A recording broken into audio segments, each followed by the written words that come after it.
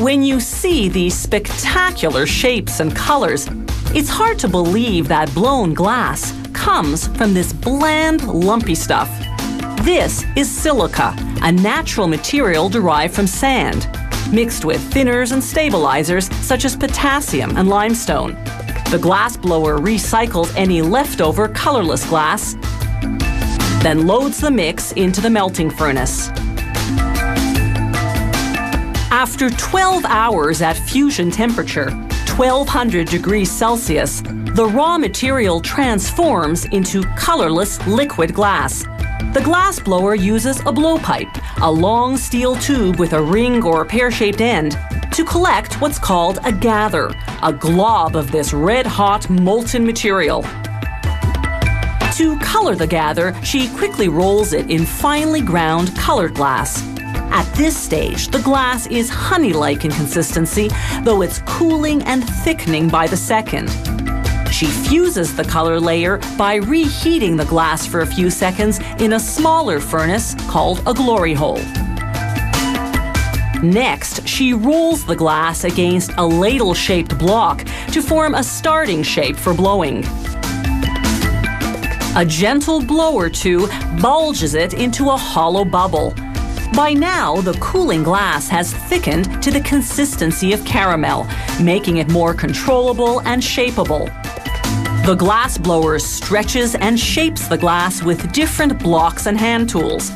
The glass is like hardened caramel now and holds its final shape. She scores the glass where it meets the blowpipe, then cools it further with compressed air. On the opposite end of the glass, with a bit of hot glass, she attaches a solid metal maneuvering rod called a pontil. Then she applies a single drop of cold water on the score line to crack and break the glass off the blowpipe. Using another pontil, she plugs the resulting hole with hot glass. Then it's back to the melting furnace to attach a gather. It's critical to always rotate the glass so that it doesn't droop and become lopsided. The glass blower shapes this gather not with a block, but by hand. She protects herself from the intense heat by using a thick stack of soggy newspapers. Using an ordinary pair of scissors, she forms ridges.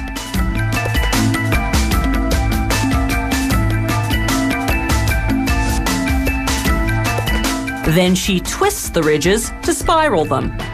She cools and hardens the finished design using compressed air.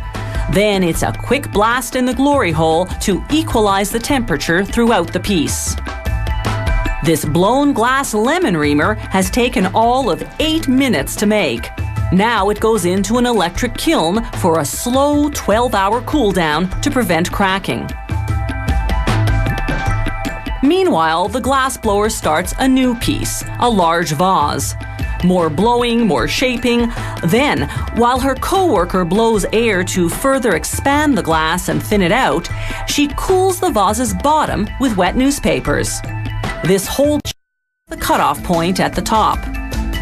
After reheating the glass to re-soften it, they stretch it, lengthening the vase.